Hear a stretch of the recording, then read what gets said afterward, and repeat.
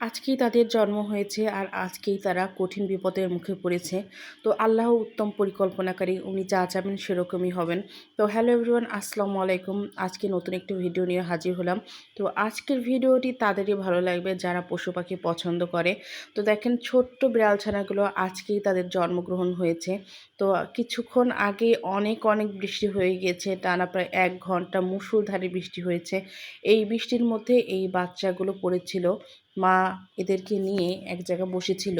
তো এই বিড়ালগুলো যাদের বাসায় পালিত ছিল, বিড়ালটা মানে এই বিড়ালটা, মা বিড়ালটা যার বাসায় থাকতো তারা বের করে দিয়েছে। তারা বুঝতে পেরেই ঘর থেকে বের করে দিয়েছে। কেননা তাদের ঘরে হয়তো সেরকম জায়গা নেই। তবে জায়গা যখন নেই তো হয়তো না পালাই সবথেকে ভালো। তো যাই হোক, তারা ঘরের থেকে এই বিড়ালটাকে বের করে দিয়েছে। বের করে দেওয়ার কিছুক্ষণ পরেই বাচ্চাগুলো প্রসব করেছে। তো দেখেন কি কিউট কিউট মাশাআল্লাহ বাচ্চা হয়েছে। তো এই খবরটা পাওয়ার পরে আর কি দৌড়ে গিয়েছে। তো ততক্ষণে বৃষ্টিতে প্রচণ্ড ভেজা ভেজছে। তো এরা যে মারা যায়নি এটাই বড় কথা। তো আমার ছোট ভাই খবর পেয়েই ও সব কিছু নিয়ে আর কি খাঁচা নিয়ে বাচ্চাগুলোকে নিয়ে আসছে।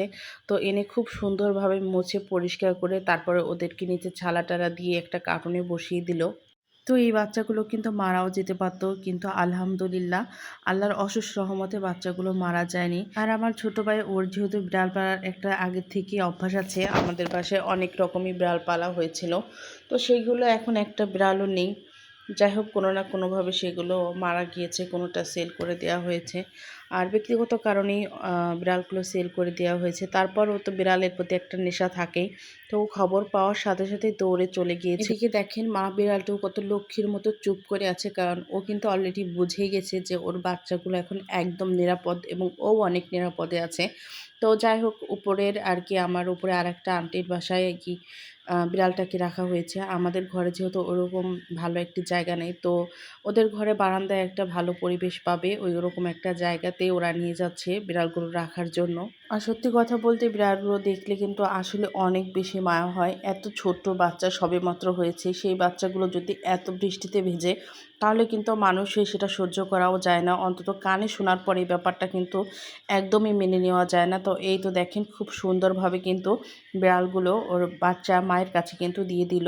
তো দেখেন কি সুন্দর ও কিন্তু ওর বাচ্চাগুলোকে আগলে রাখছে। তো শুনেছি এর আগেও নাকি কে যেন ওই বাচ্চাগুলো নিতে গিয়েছিল। তো বিড়ালটা বড় যে মা বিড়ালটা, সেটা নাকি কামড়ানোর অনেক চেষ্টা করেছে তাদেরকে। তো দেখেন এখন কিন্তু একদমই কিছুই হচ্ছে না, কেননা মা বিড়ালটা কিন্তু বুঝতে পেরেছে যে ওর বাচ্চাগুলো কিন্তু একদম নিরাপদ স্থানেই আছে, যার কারণে ওকে ধরার পরেও কিন্তু ও কোনো রিয়াকশনই করছে না, খুব শান্তভাবে আছে। আর দেখেন কত সুন্দর বাচ্চাগুলোকে কিন্তু তা দিয়ে দিচ্ছে। মা মানে কিন্তু অন্যরকম একটা ব্যাপার, হয়তো সেটা পশু পাখির ক্ষেত্রে হোক আর মানুষের ক্ষেত্রে হোক, মারা কিন্তু সবসময় বাচ্চাদেরকে আগলে রাখে। আর দেখেন কত সুন্দর ও চুপ করে আছে, ওকে আদর করে দিচ্ছে, ও একদম চুপটি মেরে আছে, কারণ ও কিন্তু বুঝেই গেছে যে ও একদম নিরাপদ।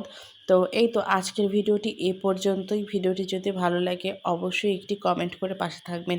ধন্যবাদ সবাইকে।